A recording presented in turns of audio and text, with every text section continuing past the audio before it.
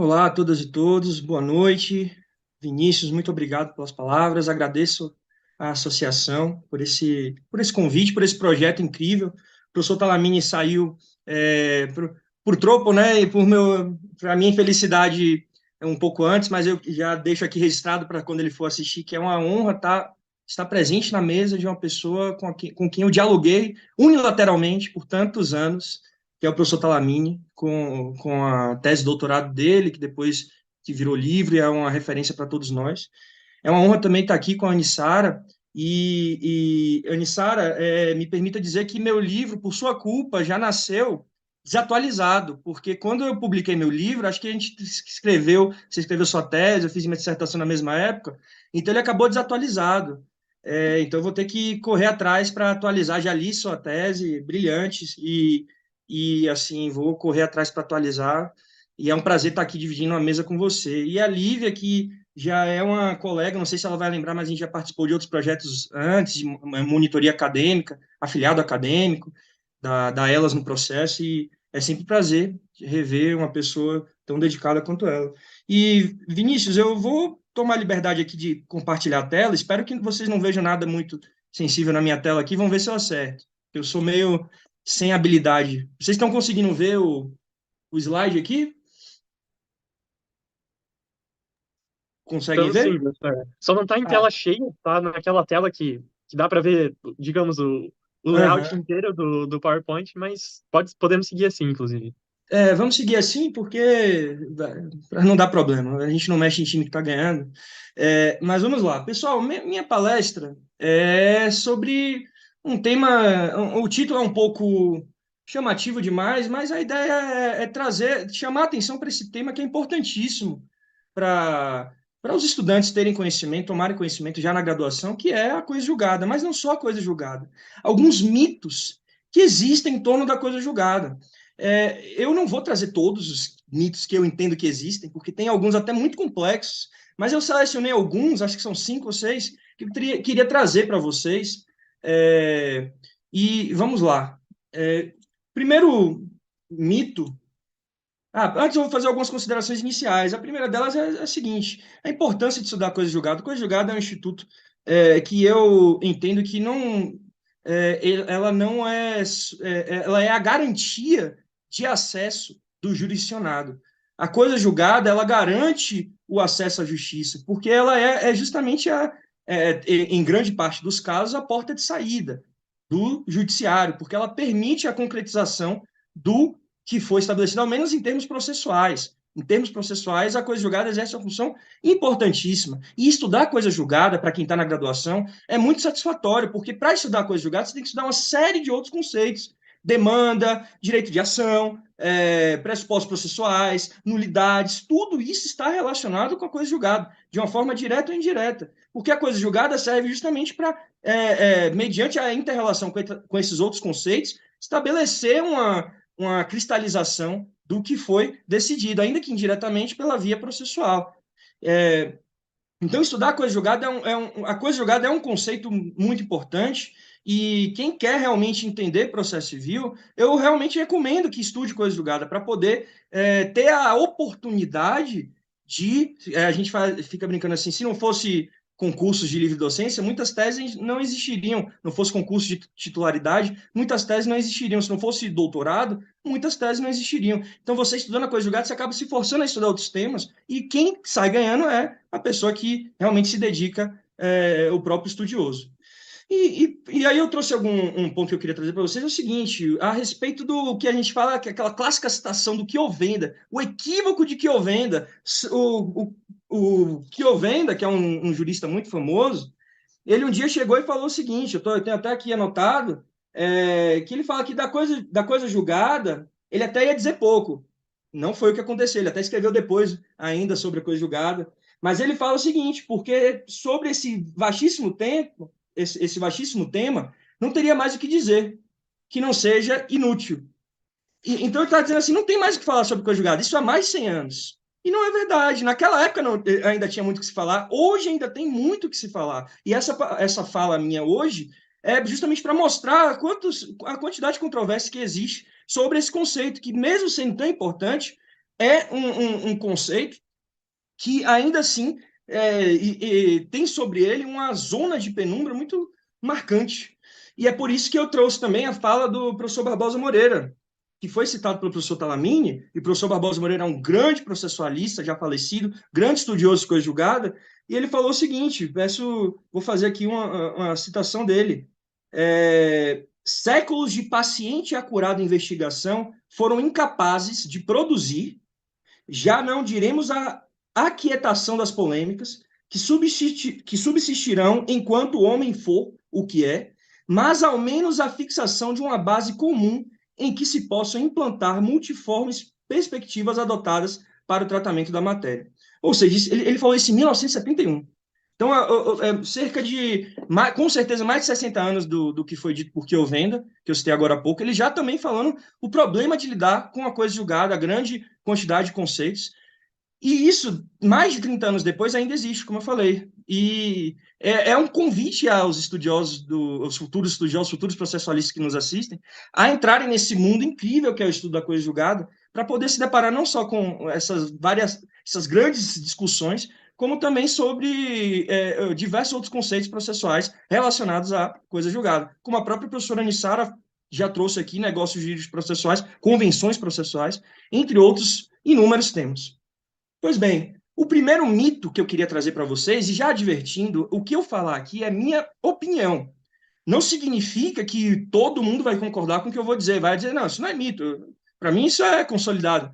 Mas então eu estou trazendo aqui a minha opinião. E qualquer equívoco em menção a doutrinas de outras pessoas é atribuível especificamente a mim.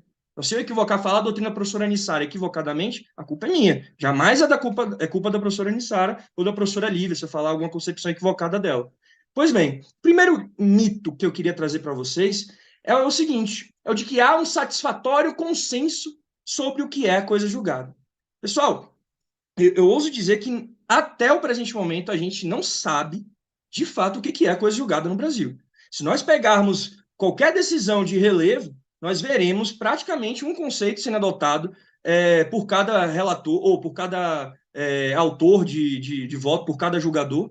E a gente também vai poder ver até mesmo várias menções contraditórias em cada voto. Então, o que eu trouxe aqui para vocês? Existem várias teorias atualmente. Algumas delas são essas aqui. A primeira é coisa julgada operando-se como lex specialis, que é de Proto Pisani. Proto Pisani faz essa menção, pelo menos. Coisa julgada como decisão da qual não caiba mais recurso. Olha que conceito interessante, que eu vou até adentrar nele, vou falar sobre ele mais à frente. Mas é um conceito que tem até previsão legal na atual LINDB. Então, quem defende ele com muita propriedade é o professor Roberto Gouveia Filho e o professor Marcos Cavalcante. Temos também o conceito da coisa julgada como a qualidade do conteúdo e dos efeitos da sentença, clássico conceito de Liebman. Nós temos o conceito da coisa julgada como a qualidade posterior do conteúdo normativo da sentença, conceito de Barbosa Moreira. Temos a coisa julgada como uma qualidade que se ajunta apenas à declaração, Ovidio Batista. Foi julgado como o próprio efeito declaratório, Elvig, autor que, inclusive, foi ratificado por Pontes de Miranda. A gente tem uma discussão, uma certa dificuldade de entender qual era exatamente o posicionamento de Pontes de Miranda, mas em um certo momento dos seus comentários ele faz menção expressamente à teoria de Elvig. Outra perspectiva, a coisa julgada como uma preclusão específica, que é defendida pelo professor Antônio Passo Cabral. Então, vejam a quantidade de teorias. E cada teoria, a depender da perspectiva, tem uma consequência distinta. Então, vejam como é rico o debate doutrinário sobre o tema. E isso reforça a minha perspectiva de que não há um consenso satisfatório sobre o que é a coisa julgada no Brasil. Esse é um mito. Não há, então, o mito há um satisfatório consenso sobre a coisa julgada. Para mim, é um mito. Dito isso, pessoal, o segundo mito que eu queria trazer para vocês é o seguinte: a coisa julgada se restringe apenas à parte dispositiva da decisão. É aquela clássica divisão entre dispositivo e fundamentação. Essa visão, essa perspectiva, pessoal, ela sofre muita influência da noção quiovendiana. Quiovendiana, por sua vez, era um romanista declarado.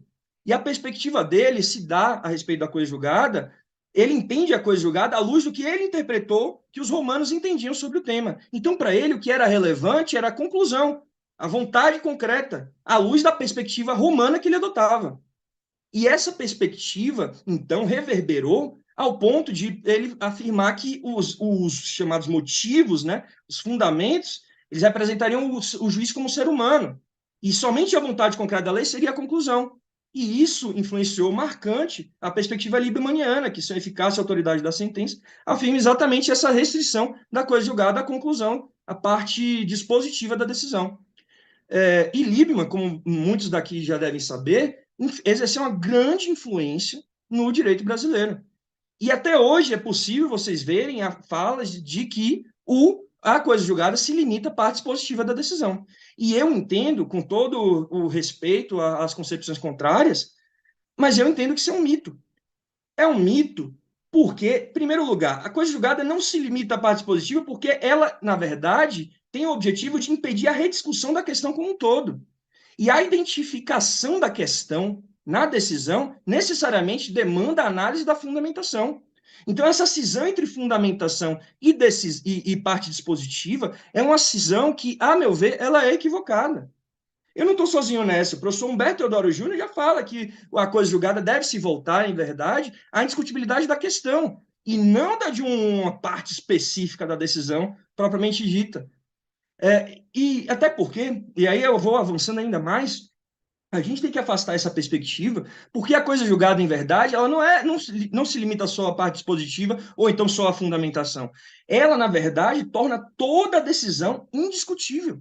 Isso pode soar estranho para quem está me escutando agora, mas é simplesmente a coisa julgada torna toda a decisão indiscutível para manter a questão decidida indiscutível. Eu não posso alterar nada da decisão para afetar o que foi estabelecido no pronunciamento em relação à questão. Então, eu não posso pegar um dos motivos, um dos fundamentos da decisão e modificar para alterar o que foi decidido, a questão decidida. Então, veja que, por essa lógica, toda decisão se torna indiscutível para manter a questão decidida indiscutível. Se uma determinada questão no pronunciamento vai se tornar indiscutível perante outro processo, é outro ponto. Mas para manter a questão decidida, ela se torna indiscutível sim. Então a gente tem que superar esse mito e aprender a valorizar a fundamentação da decisão, que é um aspecto fundamental. A ponto de autores falarem, Michele Tarufo, por exemplo, defender que a ausência de fundamentação deve ser considerado o vício mais grave no ordenamento jurídico. E à luz da equiparação do ordenamento italiano, ele entendeu que seria uma hipótese de inexistência jurídica. Quer dizer, se no ordenamento italiano essa inexistência fosse realmente tão grave. Então vejam a circunstância, o professor Marinoni defende também essa questão a respeito da fundamentação. Então vejam a necessidade da gente ter essa compreensão para justamente refutar esse mito. O terceiro mito, pessoal, é um dos conceitos que eu mencionei no primeiro slide, que é o da coisa julgada, é o conceito da coisa julgada previsto na LINDB. Para quem não sabe, a LINDB tem um conceito de coisa julgada. Mas esse conceito, de certa forma, é expressamente, a meu ver, ele é incompatível com o conceito previsto no Código de Processo Civil.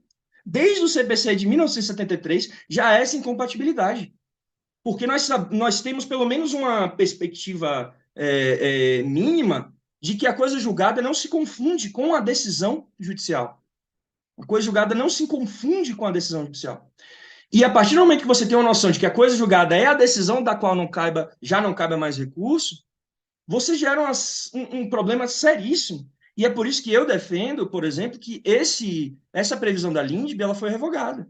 Mas temos autores que defendem com propriedade essa perspectiva, como é o exemplo de Roberto Campos Gouveia Filho, um grande amigo meu, grande interlocutor que eu tenho, que defende que a coisa julgada ela é, em sua essência, a decisão de que não cabe mais recurso, e apenas por metonímia ela é um efeito jurídico. Então vejam assim como é realmente polêmico, mas por ter um grande defensor, merece ser destacada essa questão, mas para mim é um mito. Coisa julgada não se confunde com a decisão. E a gente precisa superar isso, talvez para tentar aprimorar ou dar espaço a novas perspectivas mais modernas, mais atuais em relação à contemporaneidade. Então, veja que essa ideia da LINDB, ela tem sua origem, na verdade, na Lei de Introdução ao Código Civil de 1916. É uma perspectiva ultrapassada, que, ao meu ver, já foi revogada tacitamente. mas está lá e tem grandes autores defendendo, Roberto Campos Gouveia Filho, Marcos Cavalcante, enfim. O próximo mito, pessoal, assim, não quero assustar os alunos, na verdade, eu quero realmente mostrar o quanto que é interessante a gente debater, o quanto que é complexo, e, enfim. Então, vamos lá. O próximo mito é o de que a coisa julgada não é um efeito jurídico. E essa discussão é interessante. Liebman, o Henrique Túlio Liebman, Henrico Túlio Liebman, perdão, quando veio para São Paulo, exerceu uma grande influência no Brasil. E uma consequência dessa influência é a concepção de que a coisa julgada ela não se confunde com os efeitos da sentença. E a Liebman, ele debateu, ele tentou refutar a perspectiva de Cohn Elvig, que é um alemão que ele defendia que a coisa julgada se confundiria, no final das contas, com a declaração da decisão, com o efeito declaratório. E Liebman afirmava que a coisa julgada não se confundia com os efeitos da sentença. Ela seria uma qualidade dos efeitos da sentença, uma autoridade dos efeitos da sentença e do conteúdo da sentença. E por essa tentativa de Liebman de afastar a ideia de que a coisa julgada não se confunde com os efeitos da sentença, declaratório, constitutivo, condenatório, enfim, por esse objetivo de Liebman, parece que a doutrina brasileira, e quem denuncia isso é o professor Talaminha, o professor Antônio do Passo Cabral, parece que a doutrina brasileira ficou com receio de rotular a coisa julgada como efeito jurídico. Mas quem for a estudar um pouco mais aprofundado o tema, vai ver que há uma forte corrente doutrinária que entende, sim, que a coisa julgada é um efeito jurídico. É um efeito jurídico de natureza processual. Inclusive, tem como um dos componentes do fato jurídico que gera esse efeito jurídico, que é a coisa julgada, a sentença, que é um dos pressupostos para a formação da coisa julgada. Mas isso não quer dizer que a coisa julgada se confunde com um dos clássicos efeitos da sentença. A sentença, a decisão, enfim. Então, esse é um outro mito. A coisa julgada não é um efeito jurídico. E por tentar afastar essa ideia de que a coisa julgada não é efeito jurídico, nós vemos menções à coisa julgada como uma autoridade, como uma qualidade. O que seria essa autoridade? O que seria essa qualidade? Então, vejam que a coisa julgada, na minha perspectiva, é um efeito jurídico e é um mito afirmar que ela não é, ao menos se você for tentar contrastar todas as perspectivas teóricas existentes. E esse ponto aqui é bem interessante também, pessoal. Eu confesso que eu me dediquei bastante a ele nos meus estudos para o mestrado, que é justamente o que seriam esses motivos previstos no artigo 504, inciso 1 do CPC. Porque a gente sabe o seguinte, a gente sabe hoje que existe coisa julgada, tornando discutível questão prejudicial. As questões prejudiciais estão na fundamentação. Então, por que está falando aqui que não fazem coisa julgada os motivos, ainda que importantes, para determinar o alcance da parte dispositiva da sentença? Como assim? Mas a questão prejudicial não é importante, de certa forma, para alcançar a parte dispositiva da sentença? Então, o que seriam esses motivos? E eu fui investigar na doutrina, e o que eu percebi, salvo raríssimas exceções, é que havia simplesmente uma reprodução dessa ideia de motivos. Os motivos não fazem coisa julgada. Aí o doutrinador, quando comentava esse dispositivo, repetia: os motivos não fazem coisa julgada. Os motivos não fazem coisa julgada, sempre era nessa linha. Um autor que buscou realmente explicar o que seriam esses motivos foi Luiz Guilherme Marinoni. Mas veja que ele não estava buscando um sentido que era já consolidado. Ele trouxe um sentido novo. Porque motivo, no CPC de 73, eram considerados como sinônimos de fundamentação. Mas nós sabemos agora que temos o seguinte: nós temos a fundamentação, temos as questões prejudiciais e temos que ter os motivos. Os motivos não podem ser questões prejudiciais, porque senão as questões prejudiciais são abarcadas pela coisa julgada. Então, o que são os motivos? Os motivos, pessoal, eu até trouxe aqui para vocês, eles são todos os pontos do pronunciamento que, embora façam parte do caminho decisório, eles são considerados pelo juiz, eles não são decisões propriamente dita, aptas a serem cristalizadas pela coisa julgada. Então, é tudo aquilo que o juiz considera sem decidir propriamente. Um exemplo claro, assim, vamos lá. Nós temos uma discussão contratual, está discutindo uma multa prevista no contrato. Aí uma parte demanda a outra cobrando a multa. As partes, elas não discutem a validade do contrato. Elas só discutem incidência ou não de multa. Nesse caso, a validade do contrato não vai ser objeto de decisão do magistrado. Ela vai ser suposta pelo magistrado. Ela vai ser considerada para que ele possa analisar a multa. Obviamente que deve depender da circunstância, tem que analisar se ele poderia até decidir de ofício alguns pontos e tudo mais, mas em tese o comum é o magistrado supor a validade do contrato e já ir direto na multa. A validade do contrato é um motivo, porque não tem decisão sobre ele, mas ele se configura como uma parte necessária do caminho para se fazer uma decisão, para se obter uma decisão. Então vejam que motivos são justamente aquelas questões que não se tornam objeto de decisão, mas que mantém sim a decisão como um todo, porque foram necessárias ao caminho percorrido pelo juiz.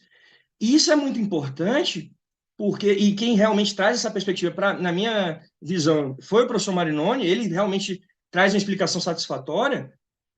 Isso é importante a gente entender. Então, pô, agora faz sentido. Agora nós temos uma lógica estabelecida a respeito do que seriam esses motivos. Só que na doutrina a gente não encontra. Então, por isso que eu elenquei aqui como um mito. Há uma definição sobre o que seriam motivos previstos no artigo 504 do CPC. Eu entendo que não há. Temos indicativos fortes, eu adoto a perspectiva do professor Marinoni, mas a gente tem que, talvez, pensar e debater o que seriam esses motivos, para não confundir motivos com fundamentos, porque no CPC anterior, motivos eram sinônimos de fundamentos. Não sou eu que estou falando isso. O professor Barbosa Moreira falava isso. Perfeito? Então, é isso, pessoal. Peço desculpa pelo alongamento. Eu agradeço mais uma vez a oportunidade a todos. Deixa eu fechar aqui. Não sei se eu consigo fechar. Aqui. E fico à disposição para qualquer pergunta. Mais uma vez, obrigado à associação, obrigado ao Vinícius, obrigado à professora Nissara, à professora Lívia, ao professor Eduardo Talamini, que estava aqui. E até a próxima. Maravilha, então, professor Rodrigo. Então, super agradeço também a sua exposição também brilhante a respeito aí de vários aspectos